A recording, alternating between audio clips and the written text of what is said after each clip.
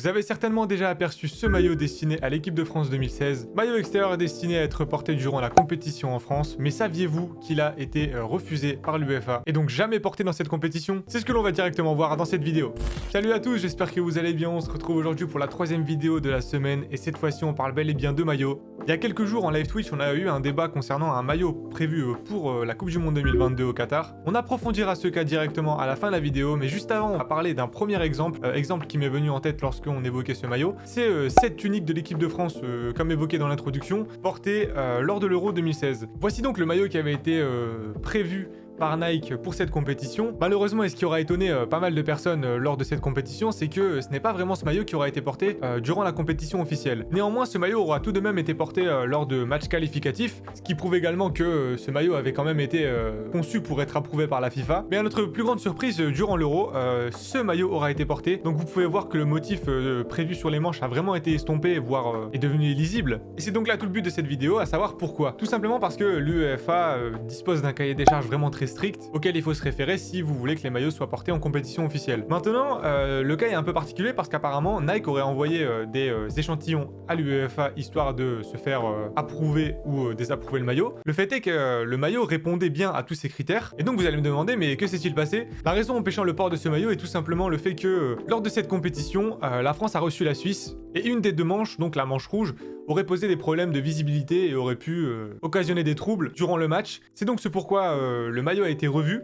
Et donc forcément, il y a eu pas mal de dégâts du côté des fans, étant donné que ce maillot n'a pas été commercialisé, donc celui avec le motif revu et estompé. Il n'y a que la version de base, celle présentée par Anthony Martial durant le début de la vidéo, avec les manches qui étaient bien rouges et bleues de part et d'autre. Ce qui reste dommage parce que ce maillot était assez joli. D'ailleurs, le motif bleu-blanc-rouge avait été utilisé subtilement, et le template avec les manches qui étaient avec ces lignes voulant faire penser à un mouvement de vitesse rendait vraiment très bien sur les joueurs. Tout ça pour dire qu'il y a déjà eu dans le passé pas mal de petits manqués du côté des clubs, des fédérations, mais surtout de l'UEFA, parce que là l'UEFA avait validé en amont. Et pour finir sur ce maillot, je veux quand même vous donner mon avis, mais ce que je comprends pas, c'est que t'avais 2 fois plus de problèmes avec ces maillots parce que t'avais 2 couleurs sur les manches. Ce qui veut dire que contre chaque équipe disposant d'un maillot bleu, t'aurais eu des problèmes, et contre chaque équipe disposant d'un maillot rouge, tu aurais eu des problèmes avec l'autre manche. Comme quoi l'UEFA est faillible et laisse passer entre les mailles du filet quelques maillots qui ne sont pas vraiment adaptés à leur standard. On passe au second cas, et c'est pas vraiment un maillot mais plutôt un flocage. C'est peut-être quelque chose que vous avez imaginé et que vous trouvez logique, mais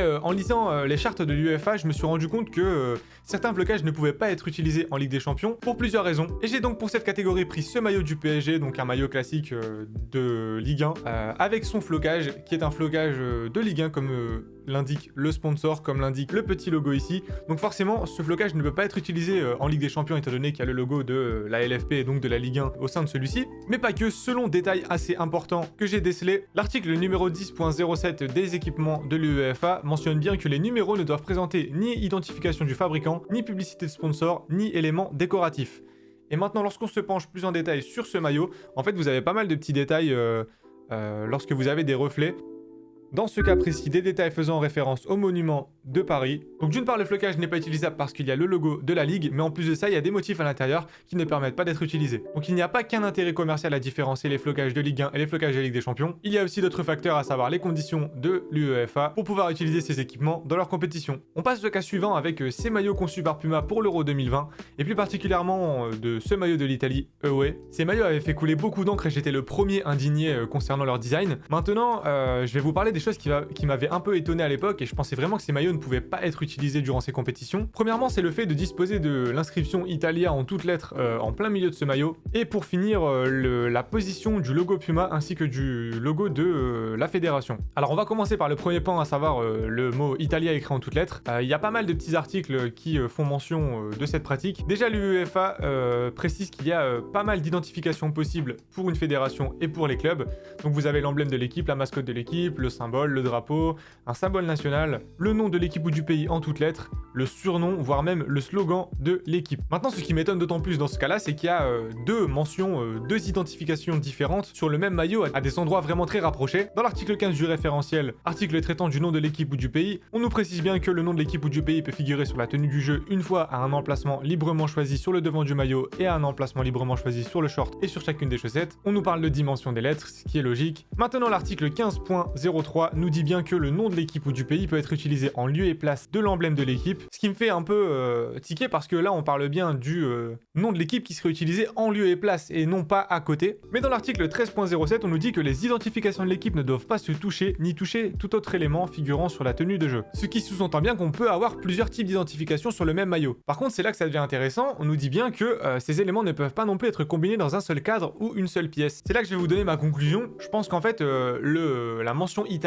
en toutes lettres a été utilisée comme un sponsor en fait. Et que si la zone du sponsor est matérialisée par ce carré gris, les lettres Italia se sont positionnées à la limite supérieure de cette encadrée et est donc considérée sur une zone différente de la zone du blason. Pour finir avec cette histoire de zone, on va parler de l'article 22, emplacement, quantité et dimension, nous mentionne que les identifications du fabricant ne doivent pas se toucher, ni toucher tout autre élément qui figure sur la tenue de jeu. Par contre, on nous dit dans ce cas que les éléments ne peuvent pas non plus être combinés dans un seul cadre ou une seule pièce. Ma conclusion finale sera que de la même sorte que les sponsors où on a une zone, on doit avoir aussi une zone pour le logo du club et de la fédération et le logo de l'équipementier. Et je pense qu'avec ce maillot, on est à la limite des zones qui ont été délimitées par ce trait. Et donc ce maillot a pu être utilisé dans les compétitions officielles de l'UEFA. Et je pense que la fédération a un peu joué avec les limites, mais au final on retrouve un maillot qui est utilisable en compétition. Et on va finir avec les maillots qui m'ont poussé à faire cette vidéo, à savoir les maillots du Danemark conçus pour la Coupe du Monde 2022. Alors vous pouvez voir que ces maillots sont vraiment très simples. D'ailleurs je pense que vous voyez la même chose que moi pour le maillot blanc, mais on dirait un maillot blanc avec un numéro 18 tout simple, on dirait même pas qu'il y a des informations concernant la fédération. Forcément ces maillots sont des exemples de sobriété. Maintenant j'étais vraiment sceptique sur le fait qu'ils puissent être utilisés en compétition de par leurs caractéristiques vraiment originales. Donc on va regarder plusieurs photos, mais on retrouve bien des motifs ton sur ton, à savoir le logo Hummel, marque de l'équipementier, ainsi que le logo de la fédération danoise, toujours en ton sur ton. Un hommage fait à un maillot précédent illustrant une victoire à l'Euro des Danois, avec les rappels sur les manches, bien entendu. Donc je trouve que les détails sont quand même lisibles pour le maillot rouge. Maintenant, quand on passe au maillot blanc, et même sur ces photos de présentation, c'est vraiment difficilement distinguable. Alors je me suis vraiment posé la question de comment ces maillots allaient pouvoir être validés par l'UEFA. Le fait est qu'apparemment, ils ont été validés. Et on va finir par le maillot noir qui est plus visible que le maillot blanc. Mais je pense que la lisibilité dépend quand même de l'éclairage et de l'angle duquel on perçoit le maillot, qui me dérange un peu. Et ce qui n'a pas l'air de déranger que moi, parce que l'UEFA dispose d'un article dans sa charte nous disant que aucun matériau utilisé dans la fabrication de la tenue de jeu ne peut être réfléchissant ni changer de couleur ou l'aspect sous l'action d'un facteur externe, à savoir la pression, la lumière, l'eau, etc. Y compris les matériaux utilisés pour les numéros, les noms des joueurs, les logos des sponsors et les logos caritatifs. Donc il y a absolument toutes les parties du maillot qui sont mentionnées, sauf les logos de l'équipe, mais je ne vois pas pourquoi ces parties dérogeraient à la règle. Tant qu'on est sur le sujet, ces maillots ont été conçus pour protester contre ce qui se passe au Qatar et les éléments condamnables qui s'y sont déroulés. On pourrait se dire que l'UEFA ne devrait pas accepter ce genre de maillot véhiculant des messages peut-être pas assez lisses pour l'organisation. Maintenant, la fédération danoise a fait les choses subtilement, étant donné que le maillot noir, qui a pour but de faire passer le message comme quoi la sélection danoise ne veut pas être vue durant cette compétition, n'arbore pas de motif directement visible expliquant et montrant cette protestation. On est bien là sur un message passé par déduction, et donc ce maillot ne pose pas de problème à l'UEFA. Maintenant, l'hypothèse que j'ai retenue concernant ce qui avait été fait par rapport à ce maillot, c'est que sous réserve de l'approbation de l'administration de l'UEFA, une équipe qui célèbre un anniversaire ou un autre événement significatif peut créer un emblème spécial de l'équipe pour l'utiliser sur sa tenue de jeu en lieu et place de son emblème habituel. Donc peut-être que ce logo en ton sur ton a été conçu spécialement pour l'occasion, en prétextant un anniversaire ou un événement spécial. Peut-être tout simplement la Coupe du Monde 2022 en hommage à l'Euro justement remporté par la sélection. Il y a d'autres petites conditions, à savoir la taille des éléments ajoutés sur le blason. Mais dans ce cas-là, on est plutôt sur un coloris plutôt que sur un remaniement du design. Maintenant, dernier élément, vous allez me dire, il y a forcément des articles conçus spécialement pour les maillots ton sur ton, à savoir l'article 18 qui nous dit qu'un type d'identification de l'équipe ou une partie de ce type d'identification peut aussi être intégré à la tenue de jeu au moyen de l'une des techniques suivantes: motif en jacquard, impression ton sur ton, embossage ou toute autre technique approuvée par l'écrit par l'administration de l'UEFA. Il n'y a aucune restriction quant au nombre, à la taille ou à l'emplacement du type choisi d'identification de l'équipe. Alors je pense qu'on est vraiment dans un cas particulier. Cet article fait plutôt référence à ce genre de pratique, à savoir des logos de l'équipe directement en filigrane dans le maillot, donc ton sur ton également, mais vraiment visible, et que cet article ne fait pas référence aux emblèmes. Donc on est peut-être sur un cas vraiment précis et rare. Je pense pas que ce soit vraiment la première sélection à faire ce genre d'incrustation. Et on va conclure par mon hypothèse finale. Je pense que ces maillots seront bien portés durant cette compétition. Mais si on prend ce maillot blanc par exemple, ça m'étonnerait vraiment pas de voir le même maillot avec simplement les blasons de la sélection avec le logo Hummel en rouge, ou tout simplement un logo remanié avec les contours de couleur rouge histoire que le logo ressorte bien, pour se plier aux normes de l'UEFA. Un peu comme ce que l'équipe de France avait fait en 2016. Maintenant on aura la réponse bien assez tôt avec le premier match de l'Euro qui va intervenir dans quelques mois.